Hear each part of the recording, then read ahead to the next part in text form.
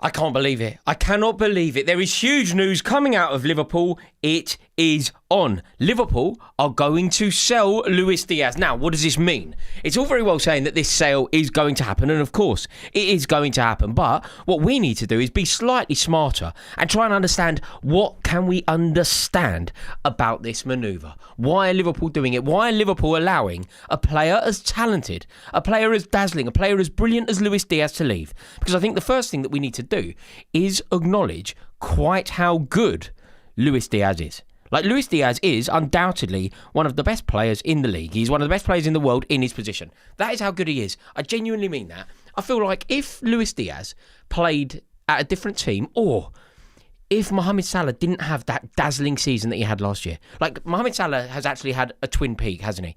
The player that he was maybe 2020, something like that. It felt like that was the best version of Mohamed Salah. But what he's managed to do is become even better than that. So if the stardust that was sprinkled upon Mohamed Salah by Arne Slot didn't quite have the impact that it did, I think that we would be talking about Luis Diaz as being one of the best in the world. But we didn't, because all of the focus was always on Mohamed Salah. So it was very difficult to shine. It was very difficult to burn bright. It was very difficult to demonstrate quite how brilliant you are when you're effectively in the shadow of the world's best player at various points. That's the situation that Luis Diaz found himself in. But we now have a situation where we can focus on Luis Diaz and we can actually acknowledge quite how brilliant he is. And Liverpool are letting him go. So what can we understand here? We extrapolate from there. Liverpool are letting one of the best footballers in the world in his position leave. What can we glean? Are they a foolish club? No. Are they a selling club? Do they sell their best talent? No, not really. Not anymore. So what is going on here? Call me old-fashioned, but I think 2 and 2 makes a Christmas cake. And if we actually try and understand what is going on here, the fact that they are ready to let a player of Luis Diaz's quality leave, a player of Luis Diaz's quality go to Bayern Munich, the fact that they are bringing in an awful lot of money, I think it's fair to say that, quite simply, Alexander Isak is on his way to Liverpool. That's all I can glean from this. That is effectively the truth of the matter. I cannot see how anything else here can make any sense. Liverpool are going to recoup £75 million. 75 million quid they're going to bring in for Luis Diaz. This is the last point that they could get that sort of money for him, because he's not going to sign a new deal. This is the last point that they can actually get that sort of money. And the fact that they now have that money in, it tells us that they are ready to launch an offensive to get Alexander Isak over the line. You know, Luis Diaz is a truly brilliant player, and he has now gone to Bayern Munich. And if you think about the way that Bayern Munich generally would conduct their business, they wouldn't necessarily spend the big transfer fee. They would often do it via wages. That's now changed. They have now spent the big transfer fee. 75 million quid. 75 million euros, I should be more precise here. Right, so 65 million pounds. It's a lot of money. It's an awful lot of money. And Luis Diaz, class act. But as good as I think he is, and as highly as I rate him, I mean, there is just no way that he can be seen as being better or even comparable to the brilliance of Alexander Isak. And crucially, Liverpool are going to turn a profit. So think about what they will have got off. Think about what they would have got out of Luis Diaz. Think about that whole signing. Do you remember when he signed for Liverpool? It felt like he was on his way to Tottenham. All of a sudden, Liverpool swooped. And he arrived at Liverpool from Porto. I think Chelsea were monitoring him and fancied him. Tottenham most certainly felt like they were going to sign him. But they've had him for a decent period of time. They have got an elite level of performance out of him. They are going to make money on him, and he's 28 years old. So I think that it is exceptional business. And then you have to think about what happens from here on out. What does it mean? What is the point of Liverpool selling a player of Luis Diaz's quality? And ultimately, I believe that it simply means that Alexander Isak is going to be a Liverpool player, not a Newcastle player. He's going to be a former Newcastle player. And I've just seen here in the chat that 75% of you are happy with the sale of Luis Diaz. And I think that it is a great sale. I think the timing of it is great. I think that Liverpool are doing the right thing. I think that getting rid of Luis Diaz at this point is only beneficial to Liverpool on the prerequisite that they bring someone in.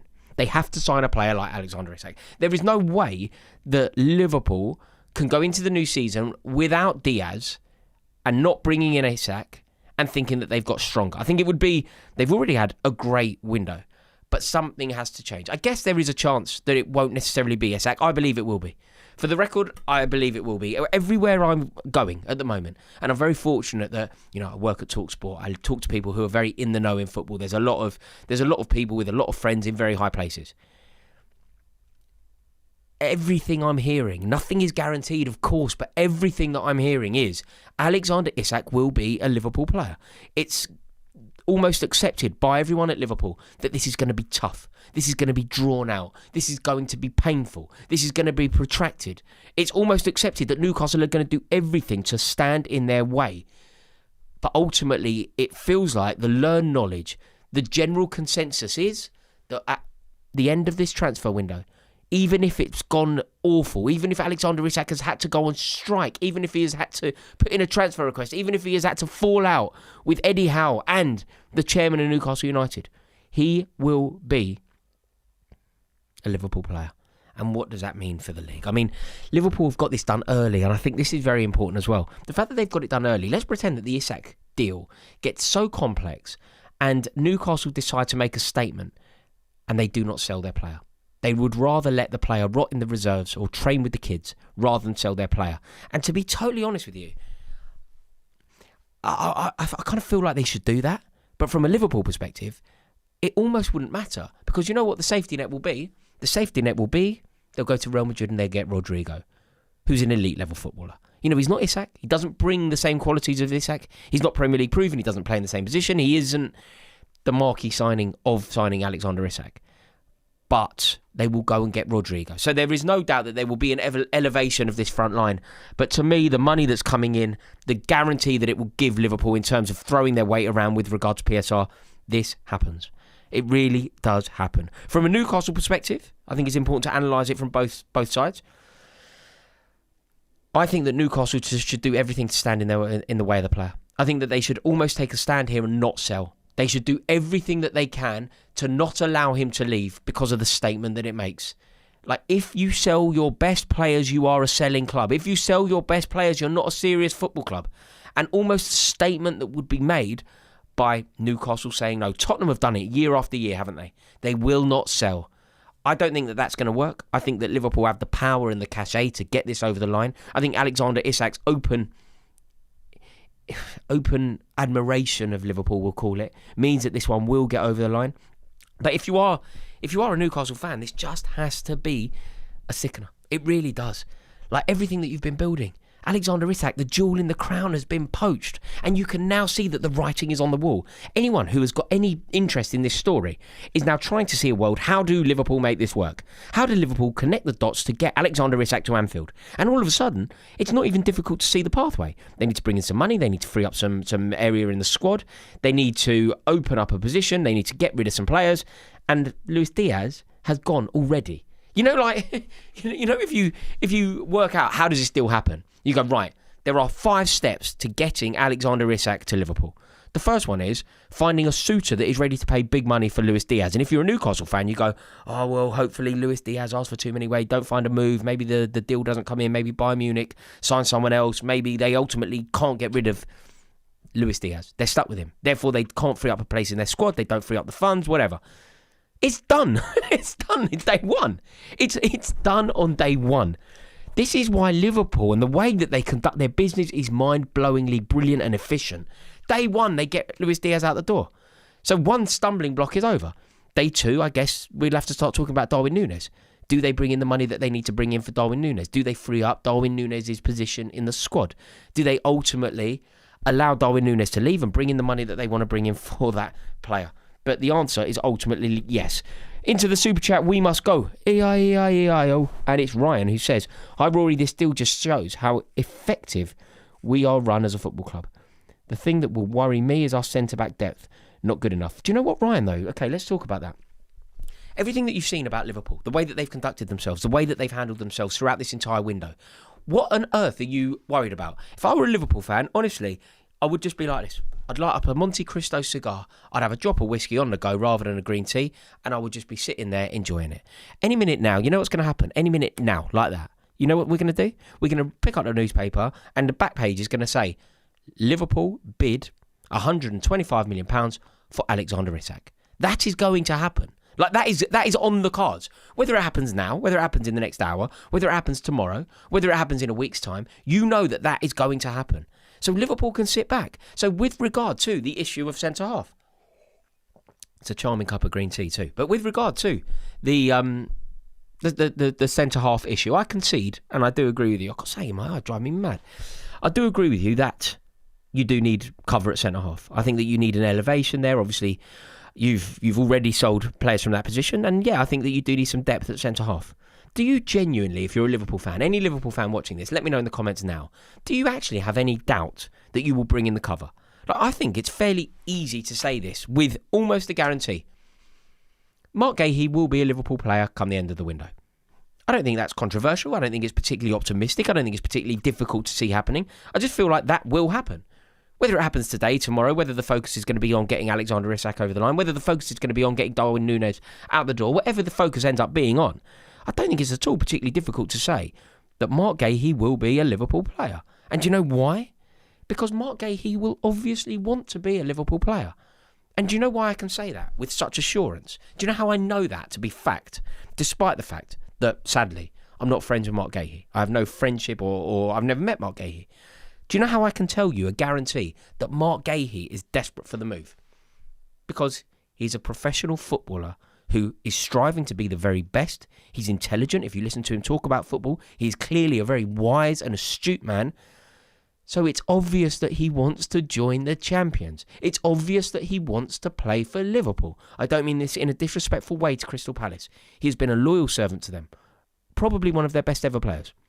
He's undoubtedly England's best centre-half. So he will obviously want to test himself against the very best. There is absolutely no doubt in my mind that Mark Gahey wants the move. And if Mark Gahey wants it, and Liverpool need him, Liverpool will stump up the money that is needed to prize England's best centre-half out of the clutches of Crystal Palace. Crystal Palace as a club will not stand in Mark Gahey's way. We have seen them sell players time and time again. They will not stand in Mark Gahey's way. Gahey would obviously love the idea of playing for Liverpool. Think about it. If you're him, genuinely, like, I doubt many people are going to try and tell me now that Mark Gahey would rather stay at Crystal Palace. But you know, if you're the kind that wants me to almost qualify everything that I say, let me do that. Mark Gahey, we all concede and agree that he is a very clever, intelligent and astute man. So he wants to be the best that he can be. He wants to test himself against the very best. He wants to play for an iconic club. He wants to play with icons. He wants to line up with the era's best centre-half. He would like the idea of learning from one of the very best to have ever done it in the Premier League. He would like the idea of being part of Arne Slot's master plan, to coin Oasis at a very poignant time. He likes the idea of maybe lining up with Mohamed Salah and calling someone as brilliant as Salah a teammate.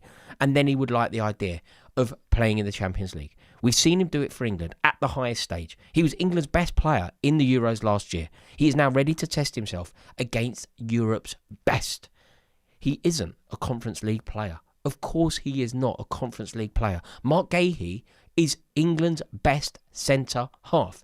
In fact, you go as far as saying, you know, if you're doing an England team, you're doing your England 11. Declan Rice, Cole Palmer, Jude Bellingham, Mark Gahey. You know, like first names on the team sheet. That's what it is now. Harry Kane, it's almost a spine, isn't it? And Mark Gahey is part of that. You know, like iconic spines over the years. Mark Gahey is now part of England's spine. So as good as Crystal Palace are, as impressive as their run has been, it's incomparable, isn't it? So there is no doubt in my mind that Liverpool will get that over the line. And I've just seen in the chat here that 18% of you seem to think that Liverpool will sign both Isak and Rodrigo this summer. That sounds incorrect to me. I think Rodrigo, and it's amazing to say this, and it shows you the statement that Liverpool are trying to make, and it shows you the elite level shopping that Liverpool are doing. But Rodrigo, a 2-time European Cup winner, is the safety net. You know, if Liverpool don't get what they want, if it doesn't necessarily go Liverpool's way, if Newcastle hold on to Alexander Isak and do not allow him to leave to make a statement, if Alexander Isak cannot get out of that contract that he has at Newcastle United, if somehow the chairman of Newcastle United, the PIF get involved and they will not allow him to leave, do you know what Liverpool will do? They will go and they will sign a 2-time European Cup winner who is one of the best at what he does in the world. That is what Rodrigo is. I think people have been so snide about Rodrigo. I really do. I don't understand it. But if Liverpool end up in a situation where, look, if they end up in a situation where they sign Rodrigo and Isak, should we just boycott the seat? Like, what's the point? What is the point? You're then looking at dynasty. You're then looking at European glory. Like the Champions League final in Budapest. How can you possibly see Liverpool not getting there if they end up signing both? To be totally frank with you, even if they sign one of them, I feel like they're going to get there. But if they sign both, I mean, it will be truly, truly ridiculous. But think about how good Rodrigo is. If Liverpool end up signing him, do you know how good he is? I feel like people don't necessarily talk about it. People always want to talk about Mbappe, and they always want to talk about Vinicius Jr., and they almost ignore the genuine brilliance and mercurial, dazzling talent of Rodrigo. Like the way that he plays, the way that he carries the ball, the way that he gracefully moves, the big, big goals that he scores. In terms of scoring big goals, correct me if I'm wrong. You will know more about Real Madrid than me. I watch Real Madrid when they play in Europe, and I watch them when they play Barcelona, and I might watch them when they play Atletico Madrid in La Liga. That's it. So you will know more than me. I hold my hands up and I can see that you can tell me more. But I feel like, from my moments watching them, I feel like he is a bigger game player. Big goals. At least as big as Vinicius Jr. In terms of scoring big, iconic goals. Look, I know Vinicius Jr. scored that Champions League final goal against Liverpool, but that had as much to do with Trent Alexander-Arnold as it did Vinicius Jr. But think about Rodrigo. Think about that goal against Man City. Do you remember the header? Think about that run against Atletico Madrid when he pinged it in. That unbelievable goal against Real Mallorca. Think about that goal against Chelsea. The heartbreaker for us. Remember the Luka Modric assist? Curled over the top, beautiful, exquisite pass with the outside of the foot. Bang, Rodrigo, wallop. I just think Rodrigo is a class act, a class above. And I don't quite understand why, for one reason or another, he is seen as a bit part player or not necessarily being as gifted as some of the other players. I've just seen a couple of super chats have landed here. Sorry, forgive me for missing them. This is from Owen, who says, Rodrigo's problem is he's not as good as Mbappe or Vinicius Jr. and he won't play at Real Madrid. I'd love to sign him, but we should sign a centre-back first. I think Chelsea would be a perfect fit for him. He clears Neto. Of course he's better than Neto. The problem is he's never going to be a Chelsea player. We need players like Rodrigo now is going to go for the biggest amount of money that he'll ever go for. That isn't how Chelsea operate. It's how Chelsea used to operate. Chelsea would have signed Rodrigo a few years ago. But now we're not signing players. We're signing players when they cost 30, 40, 50, 60 million and hoping that they turn into the £100 million player. What we're not doing is signing players that cost 80, 90. I think that the policy has changed. We're signing Liam Delap. We're signing João Pedro. We're doing it that way now. I think that there's been a slight shift since the £250 million midfield. But you are right. His problem is that he's not as good as the two players that you just mentioned, and therefore he often has to act as a bit part player, which isn't right because I think he's so talented. Art is too easy says, "Hello, Rory, Liverpool fan here. I'll be honest and say I've never really believed in FSG, but I've been on board since McAllister, Szoboszlai, and Gravenberch purchases. I mean, look, don't get me wrong. FSG." They don't do everything right. Of course they don't. I don't think any Liverpool fan would pretend that they do. I think that there is an element of what Liverpool get up to under FSG that isn't necessarily totally palatable to everything that Liverpool fans want for their club. But they also get an awful lot right. They also get an awful lot right. And do you know where I would have to give them so much credit? I love talking to Robbo. Do you know Robbo, who's part of the Spirit of Shankly? I love talking to him. I love listening to him talk about football. Truly, truly brilliant at what he does. And I was talking to him, and this is where I thought FSG deserved so much credit. They didn't put the prices up. If you think about the atmosphere at Liverpool, if you think about why Liverpool are the iconic brand, if you think about why the Kop is held in such high regard, it's people who go in there and make a racket. And pricing those people out is a really bad idea. FSG were on the cusp of doing that. But they listened to Robbo. And the rest of the Spirit of Shankly and people like him. So doing that and making sure that you are listening to the fans, the people that make the club what the club are, I think that they deserve as much credit for that sort of manoeuvre and understanding and relation that they have with the fans as much as they do the way that they're approaching their business. Because the way that they're approaching their business, it's actually been this window I mean, it's been foolproof, hasn't it? There's been a lot of talk about the best ever transfer window. And I mean, this is part of it. Like Luis Diaz being allowed to leave Liverpool to go to Bayern Munich for 65 million quid, that is part of a brilliant window. And I think people miss the point on this. You know, if we talk about brilliant windows, so I said that this window is particularly special. And a lot of Chelsea fans have come back and said, what about the window where we signed Petr Cech, where we signed Arjen Robben, where we signed Didier Drogba, where we signed Ricardo Carvalho? It was great. It was a great window. It really was. But what it didn't take into account was going out and splashing a load of cash on like proven Champions League winning players. That's not particularly intelligent. It's great, but it's not particularly intelligent. It won us a league. It was fantastic. But this window is more nuanced. Like going and signing Kirkes for 40 million quid. Bang. Impressive. Getting it done early. Bang. Impressive. And then crucially, and this is the bit, do you find this? That so many people, when they talk about a good window or a bad window, they ignore who left.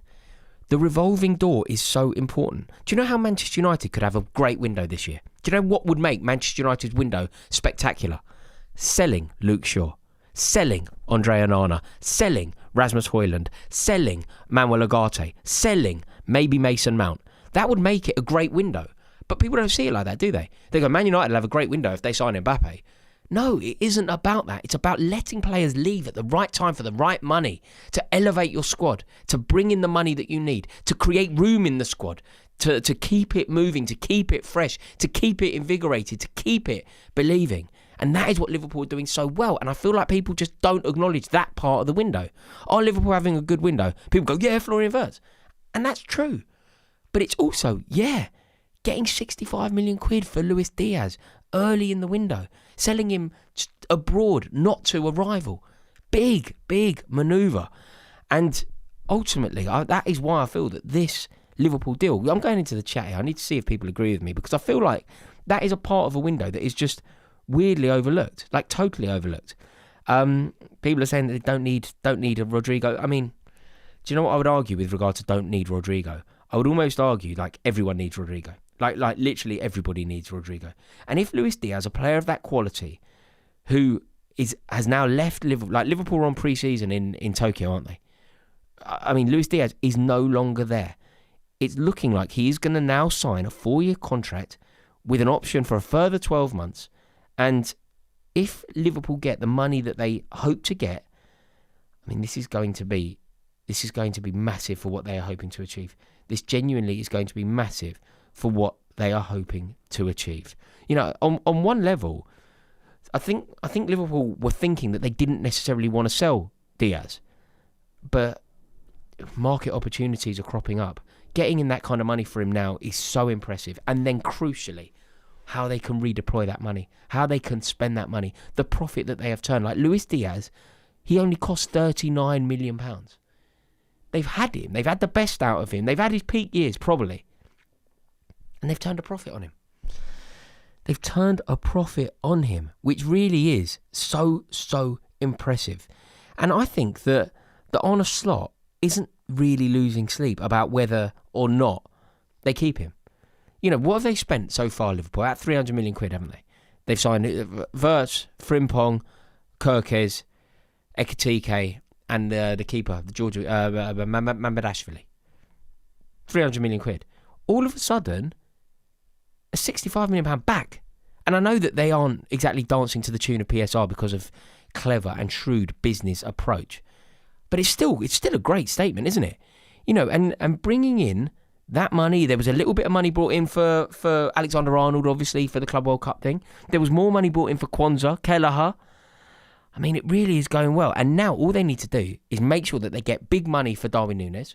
And the way that Liverpool conducting their business and doing it all so early, you feel like you're going to pick up the paper tomorrow, you're going to sit down for your morning espresso, you'll be eating your granola, and all of a sudden you pick up the newspaper and it's going to say, Darwin Núñez heads to the Saudi Pro League, he's going to sign for Al Hilal for 72 million quid. That's what you think's going to happen, don't you? You genuinely believe it. That'll be tomorrow. Do you know what will happen Tuesday morning? You'll be sitting down, you'll be having a bit of granola again, maybe some Greek yogurt on it, a bit of natural honey, and do you know what? You pick up the paper, and do you know what you'll see again? It will be Liverpool bid 125 million quid for Alexander Isak. And then Liverpool sit back. then it really is that simple. Then it's down to Newcastle United, it's down to the PIF, it's down to the Newcastle United chairman. It's not even involving Eddie Howe anymore.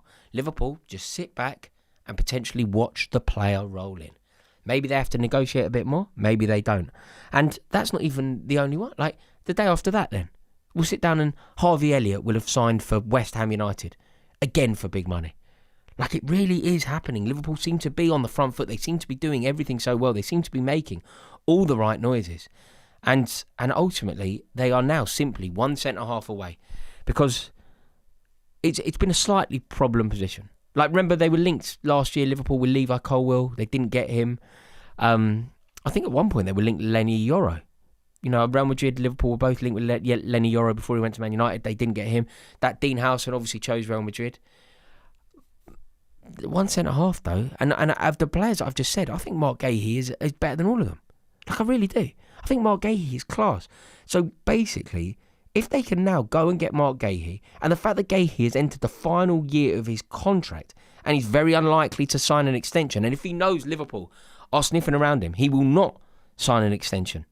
You know, I don't think Liverpool are going to be drawn into a saga. I don't think they're going to allow that to become something sort of stronger than it already is. But ultimately, I just cannot see a world where this doesn't stop now for Liverpool. You know, they really are just making move after move and manoeuvre after manoeuvre. A super chat here has just landed from Sean Casey, who says, to get 65 million quid for a guy who had one good season is a steal of the century, and I am a Liverpool fan, says Sean. I would contest that about one good season. Look, Sean, you would watch Luis Diaz far more regularly than me. Any Liverpool fan would. You will know more about him than me. You will be far more inclined to understand the nuances of the game than I am. But from the outside looking in, mate, he's wicked. I think he's a brilliant player, Diaz. I think he's a dazzling footballer. Totally unpredictable. Look, don't get me wrong. Maybe there should be a little bit more output. Maybe on some level you feel like he does the hard stuff and then it all falters down a little bit and whatever else. Maybe you could expect a tiny bit more.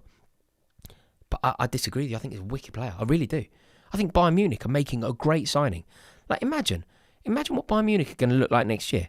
You know, I know Musiala got injured and that was sad to see, but Musiala finds full fitness. They've already got, from Palace, Harry Kane. I mean, you are suddenly looking at that and they look amazing. If it goes, Luis Diaz linking up with Musiala, linking up with Harry Kane. I mean, you seriously are looking at a team capable of winning the European Cup. I mean, Luis Diaz is a class player. Really, really good player. So I honestly don't see a world where it's particularly tricky to see Liverpool next year doing something truly, truly unbelievable. And I think that it's fair to say now that this signing, it's not really about winning the league next year. I think that Liverpool already have a squad capable of winning the league next year. It isn't about that. It's about dynasty. This is about Liverpool trying to create a dynasty to rival what they had pre-Premier League. You know, through the 80s, anybody a decade or so older than me will know Liverpool as a team that were winning multiple European Cups, back-to-back league titles, referring to Wembley as Anfield South. My generation and later don't really know that. We know Liverpool is a good team. We know Liverpool is a European Cup winning team. We know Liverpool now is a Premier League winning team. But what we don't know Liverpool as is a dynasty team. The dynasty teams that we've known, Manchester United, we've known Chelsea, we've certainly known Man City, and if you're my age, you've known Arsenal. If you're a bit younger than me, you haven't. I've known Arsenal. We've never really known Liverpool as a dynasty team. You know, Liverpool haven't won a league title and retained it since 1982. Like, I wasn't born. Do you know what I mean? Like, that is a long time ago that they haven't retained a league title. That is what they are now trying to do. This isn't about a league title next year. This is about the league title in 2 years' time. This is about the European Cup. Not in Budapest, but in the one after that. That is what they are trying to do. It really, really is. Really is impressive. Can I just ask you, by the way, would you do me a massive favour? Would you like this stream? It really does help me out if you would be kind enough to click like. And if you haven't subscribed, by the way, it would be my honour to welcome you into this community. I love what we're building here. I love having these chats. I love going live. I've got my new set and I really do enjoy chatting to you all. So thank you so much for tuning in. And if you would be kind enough to drop a like on the video, massively helps me out. And like I say, do click subscribe as well. Diving into the super chat here. Sorry, I think I missed something. Look at this. It's a regular on the channel. What is happening? Abdul Mohsen, I hope you're well, sir. Thank you so much for tuning in. That is an incredibly generous super chat as well. Thank you so much. Abdul Mohsen says, to be honest, even with Liverpool having such a great transfer window, if you look at the other traditional top teams, all have strengthened in areas they need, so it's not a given that Liverpool will be top. Aha. Interesting conversation. Now let's discuss it, Abdul Mohsen, because I think I disagree with you. You are correct. What Arsenal have done is brilliant. Arsenal have gone out and they have signed a best-in-class centre-forward.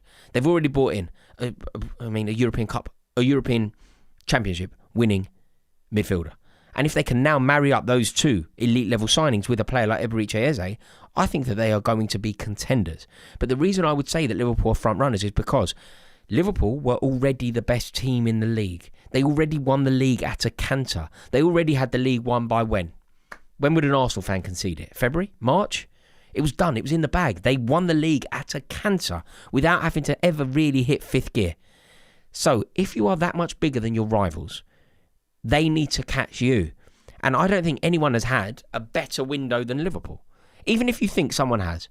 Have they already closed the gap by 10 points and then got better? Because Liverpool have got better. So Liverpool finished, we'll call it 10 points, right? 10 points above. And Liverpool have now, because of the signings that they've made, signing Florian Wirtz, signing Hugo Ekitike, potentially now signing the likes of Mark Gahey, potentially signing Alexander Isak, they've moved clear again. They've got better. Has anybody got better to even equalise Liverpool? Have you seen a development in Man City that you think should be terrifying for Arne Slot? I haven't. Do you believe that Victor Gyökeres's arrival, if it isn't married up with the arrival of Eberechi Eze, is something that should scare Mohamed Salah? Because I don't. Look, if Arsenal, and I think it's Arsenal, are you talking about Arsenal here, Abdul Mohsen? What do you think? What does everybody think? In terms of the challenges, I believe Liverpool are far and away favourites for the league. I would say that they are 2-1 favourites. Like 2-1 on to win the league. I would say that they are 50%. If you think of all the teams in the Premier League, 20 teams, I give Liverpool 50% chance of winning the league. Like, that is mega.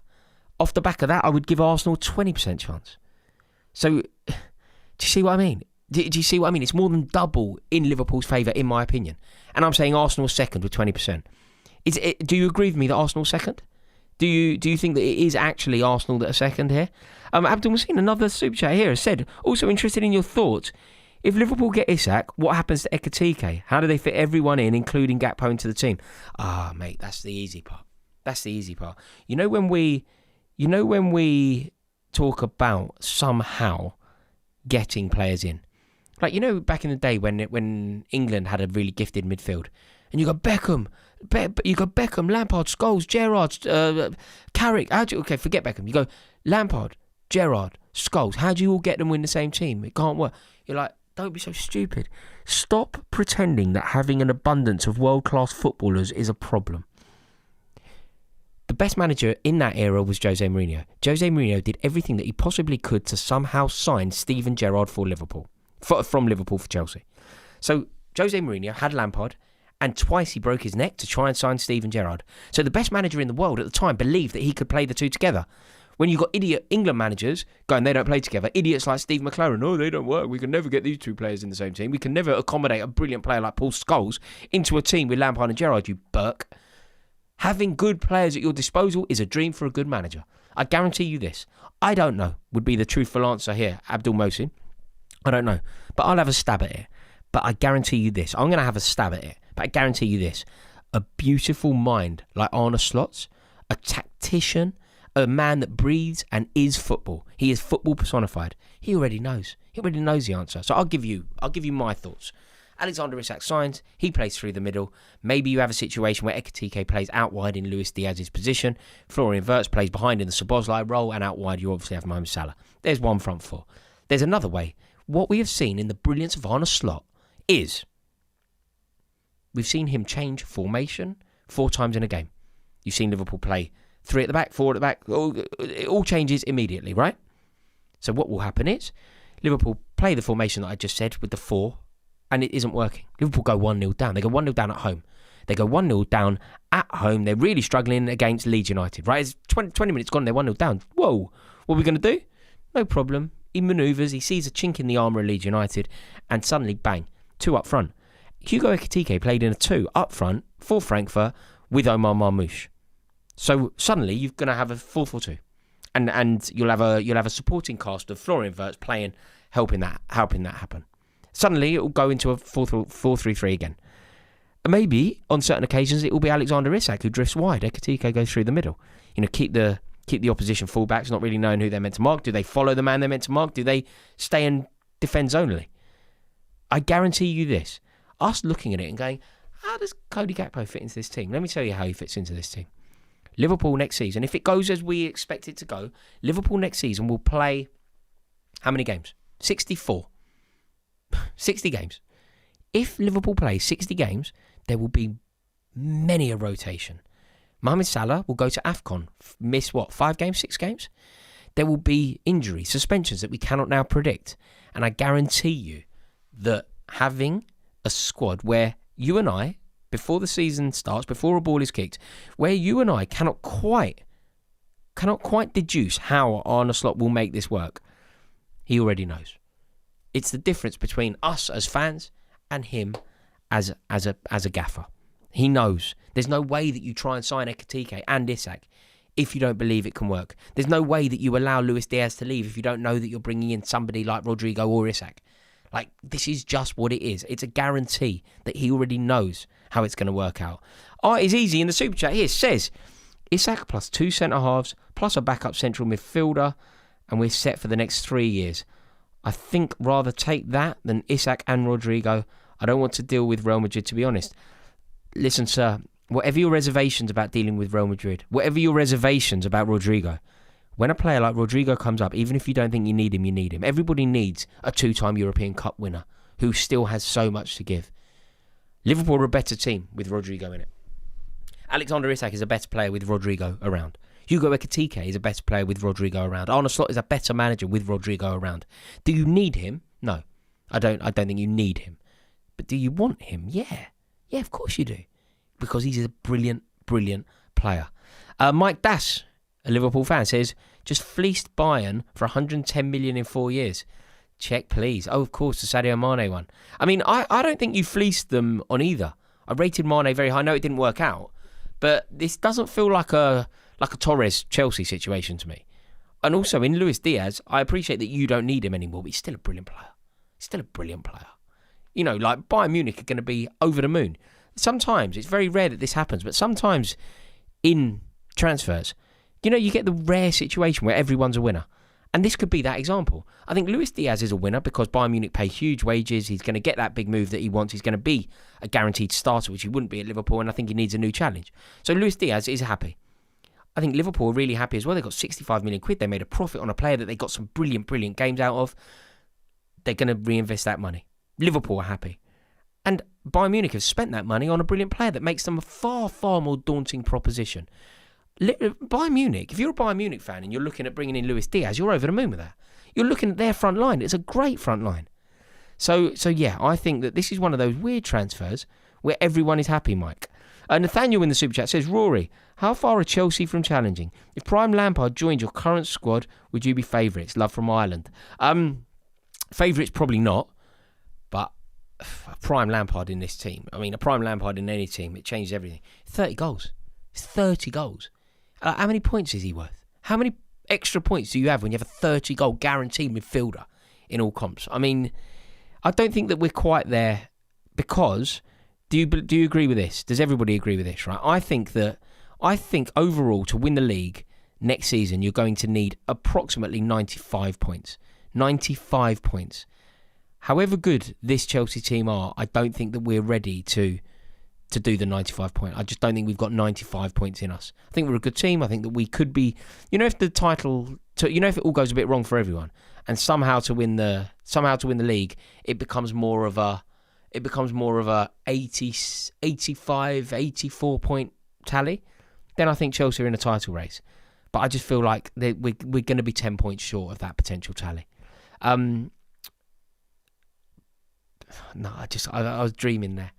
But look, if we can solidify top four, have a good Champions League run, and crucially win more silverware, that would be the dream.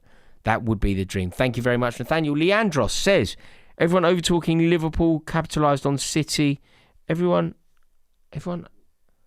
over-talking Liverpool capitalised on City, Arsenal injury. Liverpool did capitalise on the injuries last year. But, I mean, that's live. I agree. Liverpool capitalised on the injuries. They did very well. They won the league, capitalising on injuries. Absolutely. The Sentinel says, I still think Liverpool need a centre-back to round up the transfer window. I would agree with you. I don't think it's essential. I mean, I think they could do with it. I think they need a Mark Gahey type character. There's no doubt that they need a Mark Gahey type character. Joe Gomez is now out with injury until February. So, yeah, they need Gahey. But like I keep saying, if you're a Liverpool fan, light the Monte Cristo and sit back. Have a drop of wine and sit back and relax. Because everything that you have seen from Liverpool in this window so far suggests that they will be on the top of their game. They're not going to allow this to happen. They're not going to allow themselves to go into a season off the back of being so astute, so vigilant, so cutthroat, and so dazzling in a transfer window, and then start the season without a centre-half. You can't see that happening. Like, I'm worried about Chelsea. I got a bad feeling that we could start the season with Robert Sanchez in goal. But I honestly cannot see a world where Liverpool can start a season. It's just impossible. Liverpool will not start the season without a proven centre-half at the back. I promise you that, the Sentinel. Nadir Kafal says, many of my Bayern Munich friends who are fans are mad. They wanted Rodrigo. Okay, I mean, look, I don't know a Bayern Munich fan. The only Bayern Munich fans I know are the ones that were crying in 2012. But look, I don't know if they're not happy with that signing. They know more about their club than me. They know where their squad is deficient, and they know where they need to see replenishments come in. But if I were a Bayern fan, I think Luis Diaz is an excellent player and would be a really, really good signing for them. Ant Malt says, we definitely need a centre-half. We can't go through a season with games at centre. No, but I agree. But this is where we differ. You will sign one. You will sign a centre-half. Tranquilo, dear friends. You will sign a centre-half. There is absolutely no doubt in my mind that you will sign a centre-half. I just cannot see a world where that signing doesn't happen. So, I am fairly sure that will happen. But the big news is Luis Diaz is allowed to leave Liverpool for Bayern Munich in a deal worth £65.5 million. What does that tell us about Liverpool's next move? It's all very well to explore what it means for Bayern Munich. It's all very well to explore what it means for Liverpool, losing a player like Luis Diaz. But I think the truth of this situation is actually nothing to do with Bayern, nothing to do with Luis Diaz as an individual, and everything to do with Liverpool's next manoeuvre. And Liverpool's next manoeuvre, I believe, will be a transfer, a genuine bid. A bid will go in, like any minute now. You know what's going to happen, right? Fabrizio Romano will be on the phone and he will be talking to someone very high up at Liverpool, and suddenly he will tweet. And these are the words that you will read if you are a Liverpool fan. And these are the words that you will read if you are a Newcastle fan. And your reaction to the same words will be totally polar opposites. The words will be this on the Fabrizio Romano tweet. Liverpool have put in £125 million bid for Alexander Isak. And the second that bid is officially in and in the public domain, the ball then resides in Alexander Isak's court. So he would then need to decide, what does he want to do? He would then need to decide, is he the man who wants to stay at Newcastle and maybe be part of a project? Or is he the man that wants to test himself against the very top, play at the very top, be part of a project at one of the most iconic and glorious football clubs in the history of the game. And I think we know what Alexander Isak wants. And I think Alexander Isak already knows that Liverpool are going to make that bid. And I think that there is an acquiescence from Newcastle United that bid is already going to come in. Like, I've seen big words from Newcastle. Eddie Howe is no longer involved in this decision. This is a PIF decision. This is the chairman's decision. But ultimately, there is nothing that the chairman or anyone else can do in order to stop this move happening. I think that there is an inevitability around it. I really do. And when you think about what that could mean, I mean, it is scary, isn't it? Because like I've said, I don't think that this is about winning the league next year for Liverpool. I think Liverpool are already very confident that they can win the league. And doing that would be historic in itself, because Liverpool have not retained a league title for 43 years. 43 years since they last retained a title. You know, Arsenal have done it more recently than that. So they need to try and do it, and making history would be retaining the league. But I think they know that can happen next year. It isn't about that. It's about what happens beyond that. It's about what happens in 2 years' time, 3 years' time. And I think that is what they are trying to establish. And ultimately, I believe that a signing like Alexander Isak sets Liverpool up for the next gen.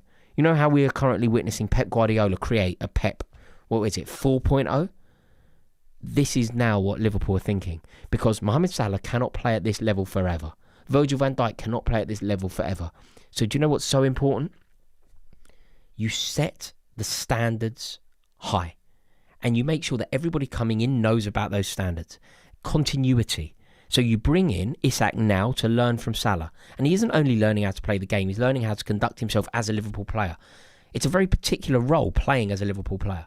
You're expected to conduct yourself in a very particular way. The standards are never higher. So you get Guéhi learning from Van Dijk, so that in 7 years' time, when Guéhi is the player, someone comes in and learns from Guéhi, and ultimately they're learning from Van Dijk. And then somebody, you know, that's how you keep it going. You get somebody who's going to come in 7 years' time, who obviously won't play with Van Dijk, but the standards that Van Dijk has set at that club, they live on through Guéhi, and they're passed on to the next gen, and that is how legacy is established.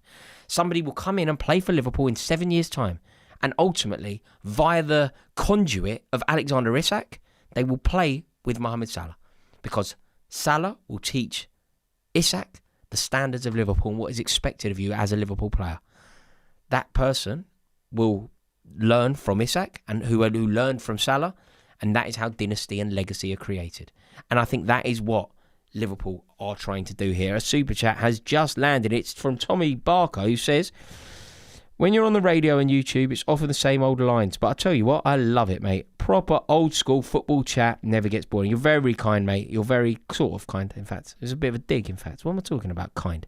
But no, look, I do appreciate you tuning in, mate, and welcome to the community. In fact, can I take this moment to say thank you to everybody for tuning in? I really, really do appreciate it. If you would do me a massive favour, click subscribe right now. It really does help us out. In fact, we're about 150 subscribers away from hitting the promised land of 346.